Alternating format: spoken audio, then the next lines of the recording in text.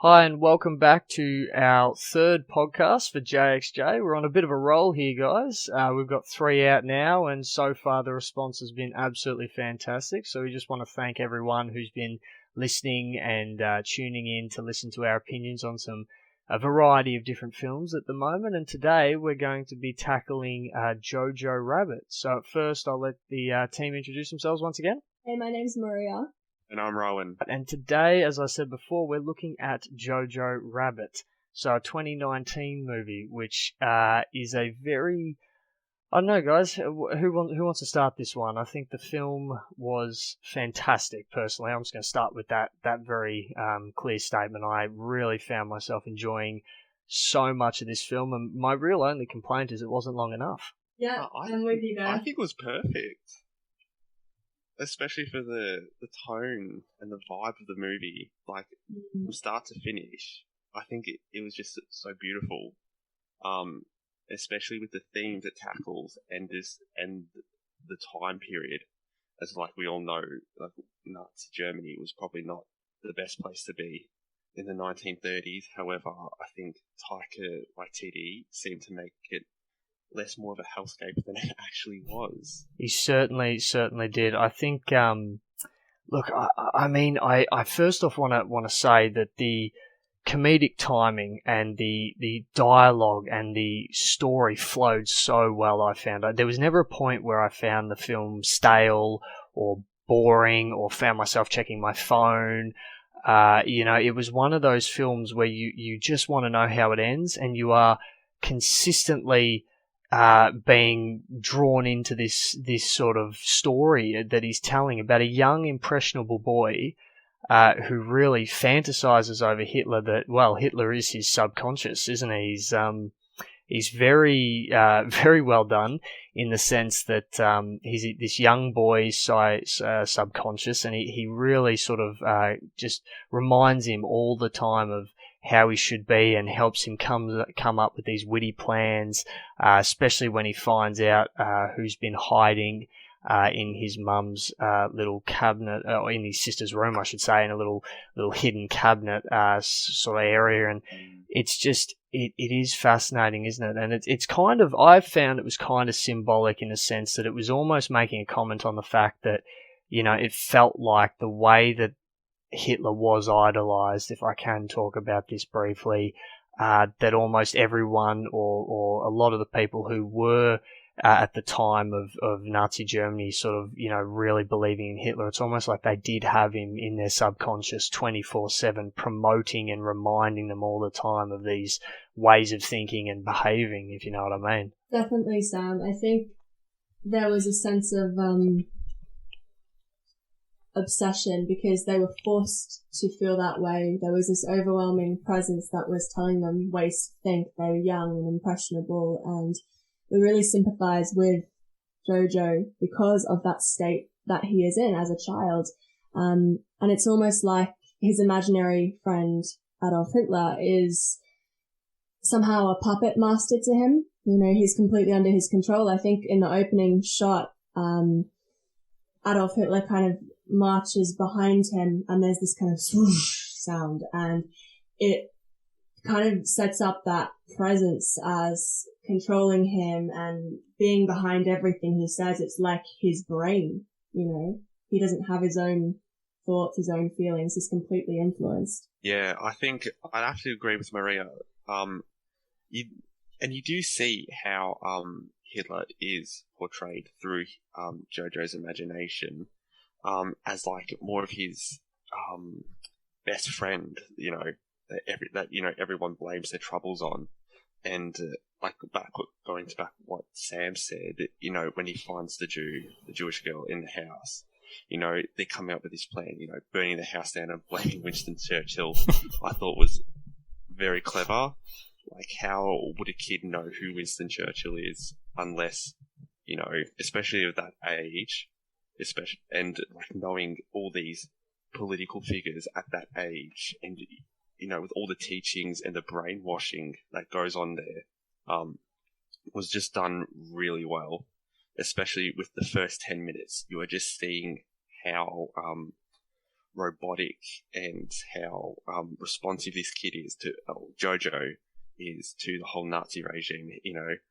Heil Hitlering everyone down the street, running down it, screaming at the top of his lungs, having the time of his life, and especially with Yorkie as well. It was, wasn't it? I would quickly like to touch upon some of my favourite lines, if I could, or a couple of them.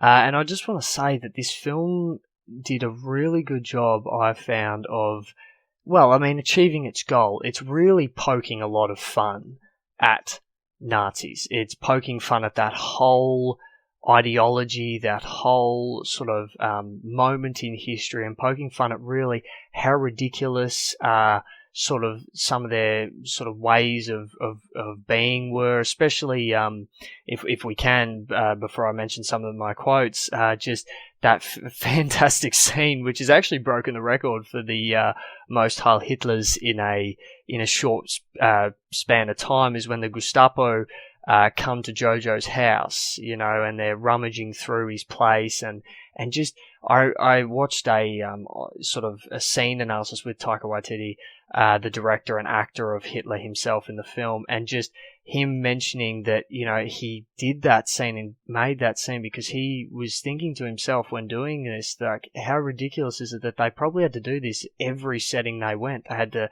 do it to every individual in that room before they could carry on with any form of conversation. And it was very funny. It was very well done to show just how crazy that kind of almost like kind of religious daily practice. It was almost like, how in various religions there are certain daily practices you have to do. It's almost like that's what it was for them, and it was very well portrayed, but it was also just crazy to think about. Like, imagine going to a party and before you start talking to your best mate next to you, you've got to make some silly salute or something and say hi to each and every individual, whether you know them or not. You have to address them, and it's crazy, isn't it? Yeah, it was a different time. It was a hard time, and it was before living. It was, revering this horrible leader, and there was no way to live your life without making that your primary focus, because if you weren't seen to be complying with those rules and regulations of the regime, you were going to be persecuted. There was no room for, oh, hey, how are you going? You had to perform. You had to fit in to the script. You had to play the part. Yeah, I think you can almost see that as like the modern days handshake, or or like the best friend handshake that everyone does. Everyone does it in some way, shape, or form before carrying on with the conversation. Or if they meet someone new, it's always, hey, how are you? But then it was, Heil Hitler this person, Heil Hitler that. And it just shows that how brainwashed and how easily influenced people were, especially in Nazi Germany, given their history, preceding that. They were just, economically, they were just stuffed. They were screwed economically, socially, politically, and then to have this influential figure come in and then just fix everything, they idolize him, and then that's how he was easily able to install this regime of, unanimity, this, blind focus on, on form and practice. And I think, there's what Sam was saying, just the ridiculousness of just saying it to every single person in a room. Like, if you go to, like you were saying before, Sam, you go to a party or a gath, you're screwed. You're going to be out of breath before you even have your first beer. You're done. And I mean, in this day and age, it seems ridiculous, but back then, that was obviously just the social norm. It was. You're almost, as you're saying, you almost become out of breath. It's almost, you've had a hard night before it started if you had to do that at every sort of social event you went to, especially if you did it in sort of one night, you went from place to place. It'd be absolutely crazy. But I just want to go back to this film's comedy. I was laughing so many times for a variety of moments. And I want to just mention some of the standout lines. I'm already laughing as I read them here myself. There were some fantastic ones about, and these ones were some of my favorites, were sort of poking at these ideals. And there was this fantastic one by Rebel Wilson at the start of the training camp, sort of in the very early moments of the movie, where she says this line that I've had 18 kids for Germany is one of my favorites, because the way it's presented and the way she delivers it and the comment it's making that that's all that women were useful for, which is really a horrible comment. And them using it is, again, poking fun at and making a comment about how really stupid sort of that whole Nazi ideal was, that they would think in these kind of ways, that, you know, the boys were getting trained to throw grenades and that, and then the girls are being shown how to have kids, and that, you know, that line delivery makes it even more just prominent about just really, and there's many times that it's said that, you know, Nazis are stupid, or Elsa, the Jewish girl hiding in Jojo's house, makes a comment that, you know, Jews can't mind control Nazis because they're too thick-headed. And again, just continuously reminding the audience that the people who followed this idea were really just stupid, thick-headed, and blindsided. Really, very silly. True. It's very true. And them saying, you know, we need to populate the earth with as many new Nazis as possible. It's kind of that idea, because they were treating those Nazis as disposable. They were disposable to the war and to the ideals, and they weren't important. It was the you know, the idea that was, and they were willing to die for their country. They gave their soul. Their soul for it, and it's so heartbreaking because you know that the strength of the human spirit was used against them. In a sense, they were brainwashed, mind controlled in a way, and it was so interesting that they talked about, you know, Jews hypnotizing people, when in reality the complete opposite was happening right in front of our eyes. You know, Rebel Wilson's character had clearly been hypnotized by the Nazi regime, not by the Jews, and needless to say, her uncle had been hypnotized by the Nazi regime possibly too. And it's it is a heartbreaking time. And I've lost where I was going with this point. There was something else I was going to say. That's okay. It comes back to me. No, that's all right. I think it was very, very good what you were saying, though. Sorry, Ron, you go. Just continuing with Rebel Wilson's character in particular, like what you were saying when she's, I think the sarcasm when she's like, it's a great time to be a woman in Germany. You know, there's just that slight sarcasm there. It's like, no, it's not. You just essentially treat it as a factory to just getting more soldiers out there. And then with that, how you were saying, Maria, with how they were just treated as mindless, you know, drones. They're just fighting for an idea, not for them as people. Is the final fight, you know, when Germany's being raided, and you just see, especially again, Rebel Wilson's character strapping the grenade to the kid and, you know, going, see that American egg? Like, it's just so dark, but it fits so well. And then when she, you know, gives Yorkie the gun, telling he's been promoted, he's like, they're desperate to just get people to fight. And just promoting a kid that, mind you, 5 minutes earlier blew up a shot by accidentally dropping a rocket launcher and shooting the missile. It's just crazy. And then, and then how she goes out in a very comedic way, but yet it was very sad the way she went out.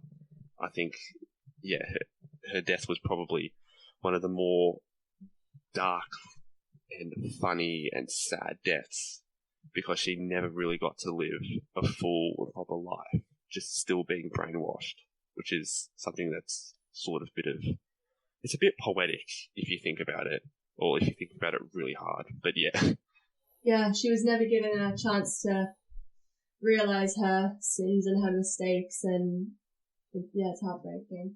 And I've reminded myself of what it was I was thinking of before. It's the strength of the human spirit, I said, was used against many of the people who were complicit in the Nazi regime. But you can see that many people who were of Aryan descent, they weren't all complicit in the regime. A prime example of this would be Jojo's mother.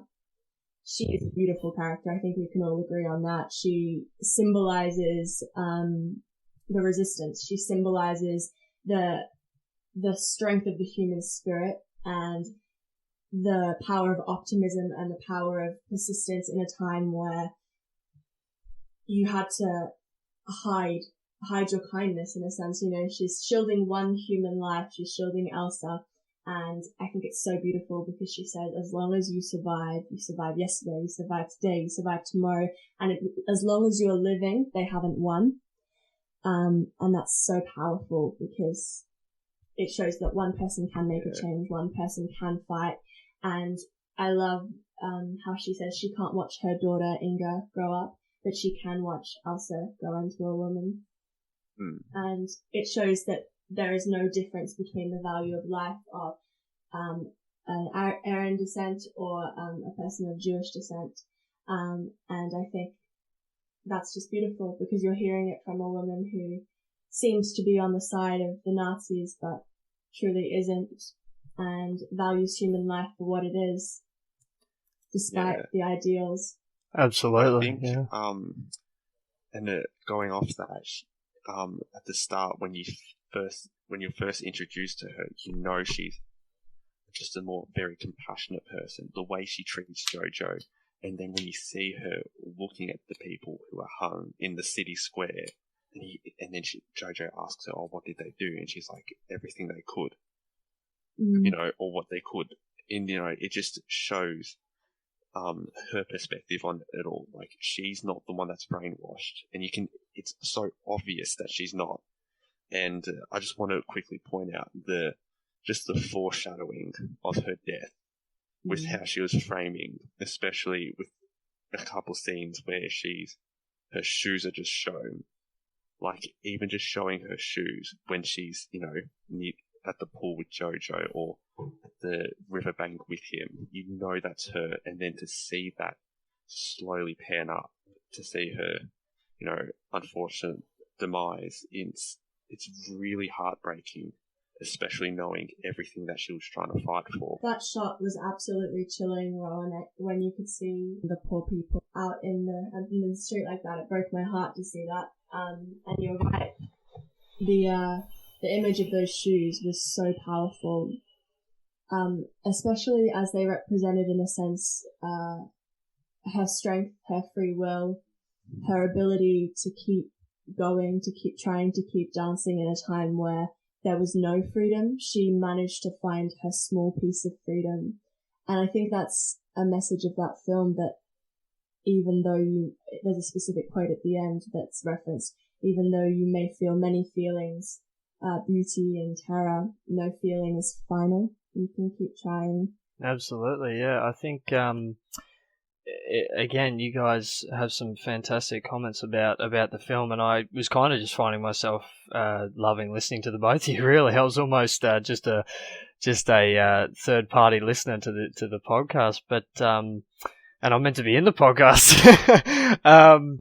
No, but I think this film was fantastic for a lot of reasons, and I think Scarlett Johansson's character, Rosie, his mother, was a great symbol for the fact that she was really what her main real reason for being there was the fact that, you know, it was a real sort of show that there were good people in Germany, because a lot of people at different points, you know, believed that it was all of Germany, and would say things that, you know, it was all of Germany who were at fault, and all of them are evil, and that wasn't the truth. You know, as much as there were, you know, quite a few evil people, unfortunately, who came from there during those times, there were still many good people in Germany too. And she is, like, in my opinion, you know, the whole film I kept thinking she's a fantastic representation that there were good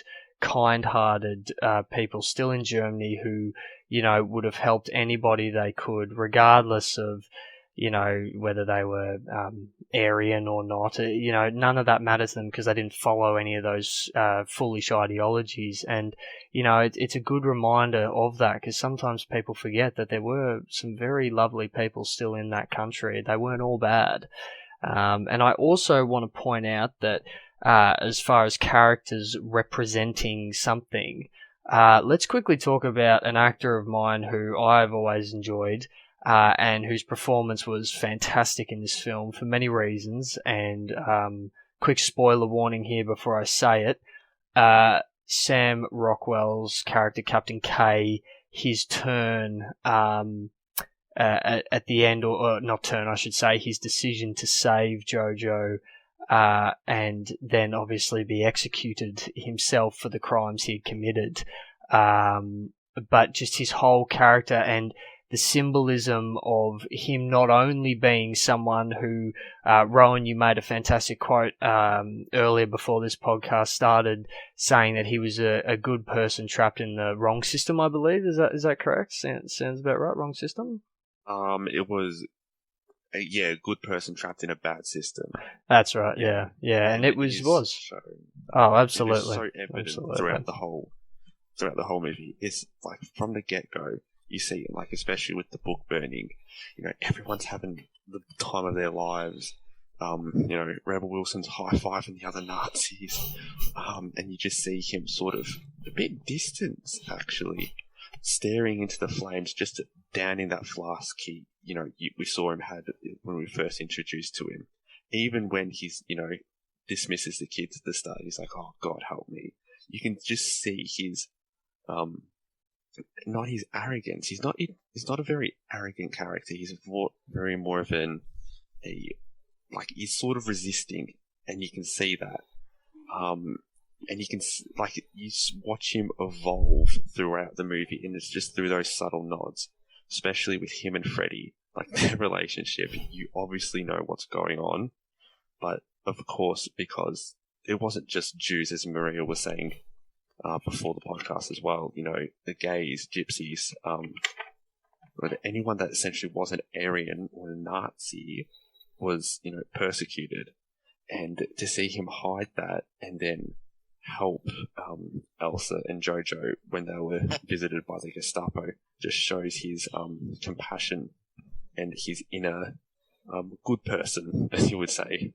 Absolutely. I think also a sense of allyship because he was also discriminated against, as you were saying, and it was beautiful to see that human connection and the fact that he saved him. Just like the mother, there's this sense of true goodness that persists in a time of evil.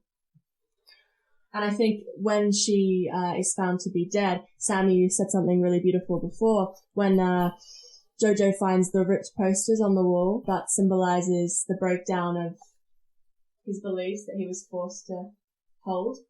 And then we follow the blue butterfly towards his poor mother who has been hanged in the street, being part of the resistance, and she wears a beautiful blue coat, and I think that's really beautiful and symbolic.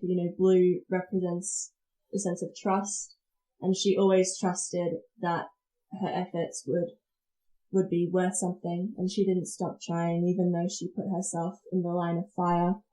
She was such a powerful character. Absolutely, and just following on from that, I did find that scene was probably the most powerful for me. I always like to look at what's, for me a character arc, a character twist, or a character sort of not twist, but that when a character has a realization moment, I should say, are very important to me, and I often, sort of find myself really judging a film sometimes on was it pulled off correctly, or was it cheap, was it too quick, was it too slow, did it come at all, and should it have even happened depending on the character. But this moment was so perfect for me. I found myself just wrapped up in it where there was no words spoken, but he comes around that pillar, as you were saying. these posters of propaganda that he was putting up before are now torn. He tries to fix them himself, but they come back down again. And for me, automatically, I was thinking, this is already, describing visually how this character, the entire movie had these pristine ideologies and these ideas, in line with the Nazi regime that he had stuck on that, pillar only scenes before.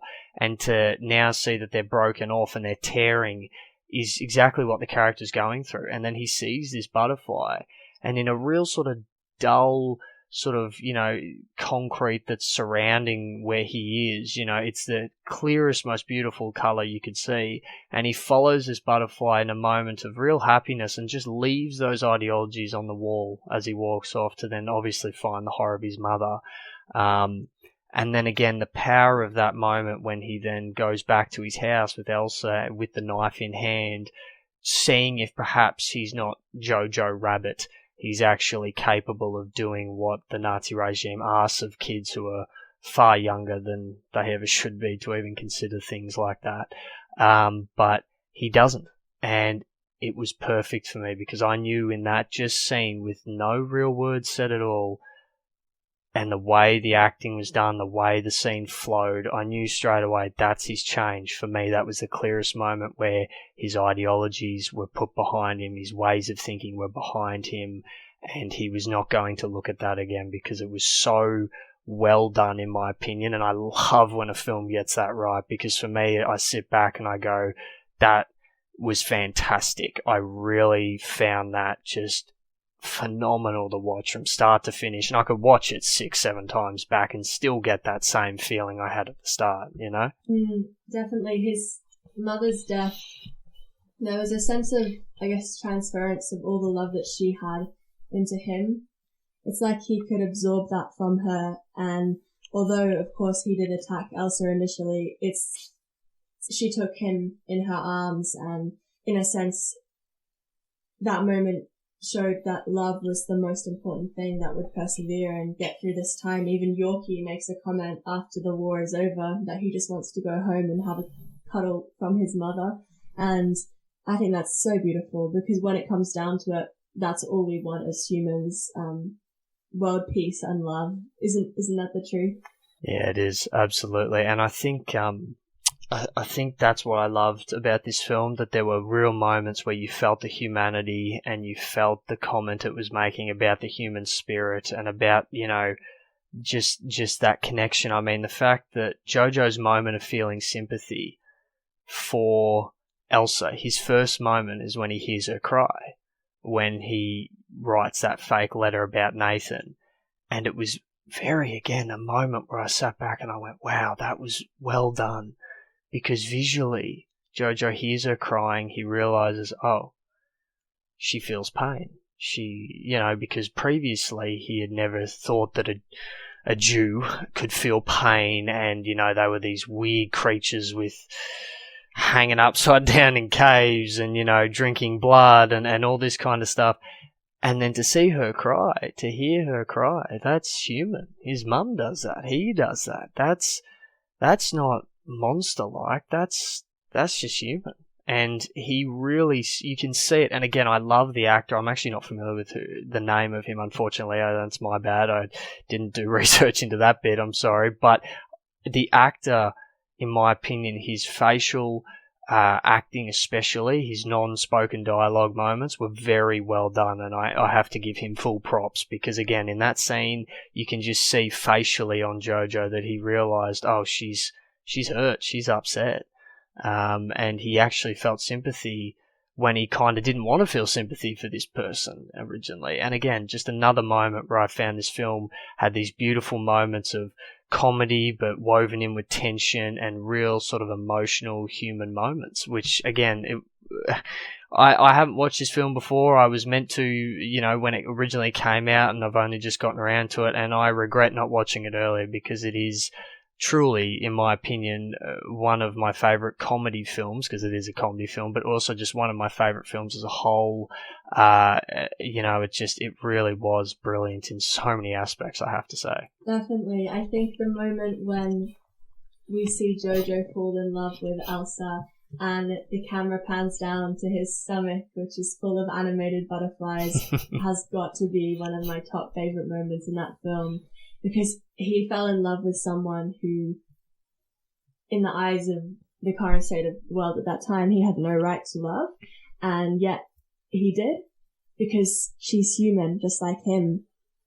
And it was beautiful. I loved that so very much. Yeah, I would say it is such a powerful scene to see him starting to get feelings for someone someone he was taught to never have feelings for, to show no mercy. And I think it's sort of beautiful in a way, because before that, you hear him talking about, he's going to kill a Jew and bring it to Hitler like it's some sort of animal, like he's hunting an animal, and that's like his prize to becoming, one of his personal guards or something. And yeah, it's just such a nice transition into him seeing or having feelings that shouldn't have been, around, or I don't know the way to say it, but yeah, and then when you see him talking to Yorkie, Yorkie's not fazed by the fact that he likes a Jew, and no one is well, obviously everyone was sort of oblivious to that because Germany was getting attacked and stuff, but besides that, yeah, Yorkie wasn't fazed by it, and this is he's still probably part of the Hitler Youth. He's still probably part of all the soldiers and stuff. He's still fully absorbed in that, as far as we know. So it just shows that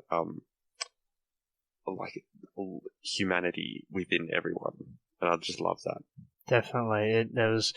Again, this film had fantastic moments of humanity, and I feel, just listening to the three of us discuss this, we really could, and I myself can say I could talk about this film for ages, because there's a lot really to really pull apart and to look at and to admire about the film, and the way it was written and the way the story is told and what the story is, and its meanings and its, sort of comments on so many aspects of human life, and some sort of related to today, that we do need to care about human life, and that, trying to hurt anybody and judging anybody on anything, to do with where they come from or their background or so have you, is never an option and never something you should do. But I think as much as we could, I think, guys, we might wrap this episode up for today. And it has been, I would say, one of these episodes where I'm going to take a quote from Maria here, and I'd like to give full credit to her for this quote, that this truly was a film, not a movie. And I think our sort of comments and feelings about this film in this podcast today have been pretty clear, that we all, I think, just had a ball with this. So I'm going to say, guys, let's list one of our favourite quotes and why from the film, and then how many stars out of 10 we give it. And the stars not connected, I'll just put a disclaimer here, not connected to anything to do with Stars or David or anything. This is just a natural 1 to 10 out of star ratings, obviously 10 being the best, so we're slightly changing it up from the previous two episodes. So let's start with Rowan. What was your favourite quote, and what would you rate this film? Look, it is so hard to pinpoint just one specific quote. I have multiple. I think the whole movie is one big quote for me. Every line just stands out in its own way. But in terms of the one that really stood out to me and just really emulated that time is, again, going back to Rebel Wilson's character, when she hands Yorkie the gun, just goes, shoot. What was it? Hold on. Yeah, shoot anyone who doesn't look like us. I thought that was just... It's such a dark line. It's so hard to explain, because it represents the Nazi regime in just one sentence. They'll persecute anyone who doesn't look like you, who looks like them. If you don't have blonde hair or blue eyes, you might as well just check out now. So yeah, that's probably the one that stood out to me the most. And in terms of a rating, I'd have to say that I could no lower than a 9.5. This is my only criticism is that I just wanted to see more from this, and I think just oh my god, I could keep going on about it, but yeah, I just really wanted to see more from all the other side characters. Especially, I wanted to know a bit more about Elsa and like her background. But I love the mysticism behind it because it's not really focused about that. So yeah, it's 9.5 for me. Fantastic rating. Maria, what was your thoughts and favourite comment? So for me, I absolutely loved a lot of what Elsa had to say. I think she was just a huge symbol for how everyone is equal. And I loved when she said, "Your mother took me in. She's kind. She treats me like a person." Because she is a person and everyone deserves to be treated like a human. I gotta say, this movie filled me with a lot of love. I really loved it so much. And we discussed earlier how I think we should rate it with butterflies. How many butterflies did it fill your stomach with? How much love? And I'm gonna go same as Rowan, 9.5, because it was such a powerful film. And it's so important to look back at the errors of the ways of the past, using humor as a tool to do so, because it allows us to laugh at our mistakes and to grow from them and to recognize that no feeling is final, like the very end of the movie tells us. We can grow, we can learn, we can change, just like Jojo did himself. Absolutely. No, and I realised I forgot about the butterflies. So let's spin that back to Rowan and Maria have both given it 9.5 butterflies out of 10. Butterflies in a cute little jar with some fairy lights around it. I'm going to say my favourite line, I mean, I had a blast with this film. I really enjoyed it and would watch it several times over for the laughs, for the emotions, for the moments of tension when the Gestapo come to the house. All those kind of scenes I thought were just so well done, and the film was so well written and directed. And so I would say my favourite quote would be the quote from Jojo when he says, "I'm the enemy." And he has a moment of realization in that line, and I found that fantastic. Because visually we saw it, but that was the first verbal recognition of "I am the enemy." As a boy who's grown up in the Nazi ideals, he realizes that he was an enemy, and that, you know, all the moments when he sort of had a go at his mum for not loving the war, he was in the wrong. When he thought for so long he was in the right. So I found that a fantastic quote. So I would say, for me, I'm going with what Rowan said. I'm giving this 9.5 butterflies out of 10. My comment as to why I didn't give it 10 out of 10, it should have been longer.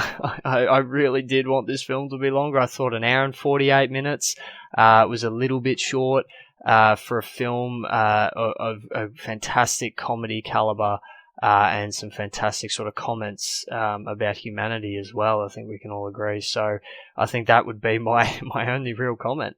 And again, massive props, and I think we'll all agree here that massive props to Taika Waititi for directing this, because this film was truly amazing, and we all do love Taika Waititi. Let's be honest. Agreed. Alright, so let's wrap this one up today, guys. Thank you everyone for listening, and tune in for our next episode that will be coming in a week or so time, and we might have a surprise for that episode, a slightly different way of doing it potentially, so stay tuned for that one, stay excited. And we might have some extra little projects coming up through the works as well, so please do stay interested and be ready for that, because this team works very hard. I can say that from working with Maria and Rowan, very hard workers and very passionate people, so we're going to bring you some good stuff. So until next time, guys, take care. Auf Wiedersehen. Oh my god, I was just going to say that, but yeah. Goodbye. Goodbye, everyone. Thank you. I couldn't say how to pronounce it.